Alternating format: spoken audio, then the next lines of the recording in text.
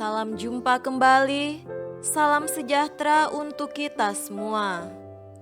Berkat Allah yang Maha Kuasa senantiasa menyertai kita. Hari Rabu tanggal 15 September tahun 2021 adalah peringatan wajib Santa Perawan Maria berduka cita. Hari ini gereja mengenangkan kedukaan Santa Perawan Maria. Banyak sekali penderitaan yang dialami Maria sepanjang perjalanan hidupnya bersama Yesus anaknya dalam karya agung penyelamatan umat manusia dari dosa. Maria menyertai Yesus hingga akhir hayatnya di bawah kaki salib. Oleh karena itu, gereja menamai Maria Mater Dolorosa, Bunda Duka Cita, dan Ratu para Martir. Seluruh penderitaan Maria diringkas gereja dalam 7 jenis kedukaan yang diambil dari 7 peristiwa berikut ini. Yang pertama, kedukaan sewaktu Simeon meramalkan apa yang akan terjadi atas diri Yesus, anaknya, sewaktu ia bersama Yusuf mempersembahkan Yesus di bait Allah. Yang kedua, kedukaan yang dialaminya sewaktu pengungsian ke Mesir. Yang ketiga, kedukaan sewaktu ia bersama Yusuf mencari Yesus di Yerusalem. Keempat, kedukaan sewaktu bertemu dengan Yesus di jalan salib. Yang kelima, kedukaan sewaktu Yesus disalibkan dan wafat. Keenam, kedukaan sewaktu Yesus dibaringkan di pangkuannya. Dan yang ketujuh, kedukaan sewaktu Yesus dimakamkan. Maria menanggung semua penderitaan dengan tabah dan penuh iman karena ia sendiri telah mengatakan dengan bebas kepada malaikat Allah, "Sesungguhnya aku ini adalah hamba Tuhan. Jadilah padaku menurut perkataanmu itu." Sesungguhnya aku ini adalah hamba Tuhan. Jadilah padaku menurut perkataanmu itu.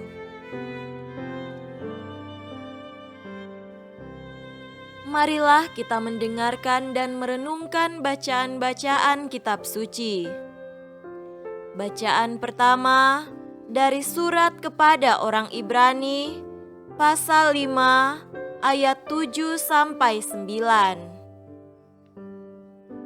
Dalam hidupnya sebagai manusia, ia telah mempersembahkan doa dan permohonan dengan ratap tangis dan keluhan kepada Dia yang sanggup menyelamatkannya dari maut, dan karena kesalehannya, ia telah didengarkan.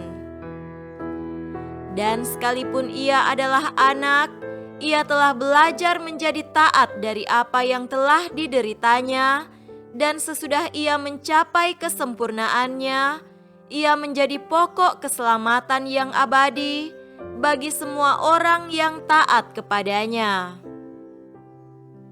Demikianlah sabda Tuhan. Syukur kepada Allah. Tuhan beserta kita sekarang dan selama-lamanya. Inilah Injil Yesus Kristus menurut Yohanes. Dimuliakanlah Tuhan. Injil Yohanes pasal 19 ayat 25-27. Dan dekat salib Yesus berdiri ibunya dan saudara ibunya, Maria, istri Kleopas, dan Maria Magdalena.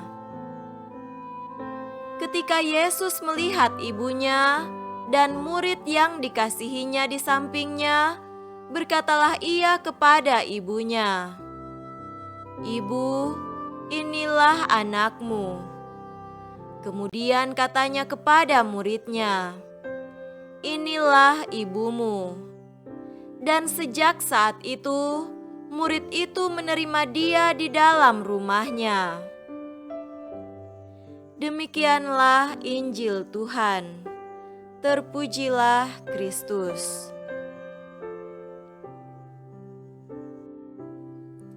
Saudara-saudariku yang terkasih dalam Tuhan kita Yesus Kristus, tema renungan kita pada hari ini adalah dalam kepedihan Maria menerima semuanya. Banyak orang suka menghindar dari kesulitan, sakit, dan penderitaan. Banyak orang berdoa agar peristiwa-peristiwa yang menimbulkan kesedihan dan duka cita sedapat mungkin jangan sampai terjadi pada mereka. Akan tetapi, ternyata peristiwa-peristiwa tersebut tak bisa dihindari dan sering terjadi dan dialami juga di dalam kehidupan. Bagaimana menyikapinya? Penulis kitab Ibrani menyajikan kepada kita cara Yesus menghadapi penderitaan. Yesus mempersembahkan doa dan permohonan dengan ratap tangis dan keluhan kepada Dia yang sanggup menyelamatkannya dari maut. Sungguh pun demikian, Ia menerima penderitaan dan maut dengan ketaatan seorang anak kepada bapaknya. Dalam kisah Injil, di hadapan penderitaan Yesus, Maria, beberapa wanita lain, dan murid yang dikasihi Yesus datang dan mendekat, bahkan berdiri di bawah kaki salib Yesus. Pastilah ada pula ratap tangis dan keluh kesah di dalam diri mereka, tetapi tidak terungkap. Mereka tidak mundur menyaksikan penderitaan Yesus dan mengalami kesedihan yang luar biasa dalam diri mereka sendiri. Dalam kepedihan hatinya, Maria masih menerima lagi kepercayaan yang diberikan Yesus kepadanya dengan kata-kata, "Itu anakmu." Demikian pula halnya dengan murid yang dikasihi Yesus. Dalam kesedihannya, dia menerima kepercayaan Yesus yang berkata, "Itu ibumu."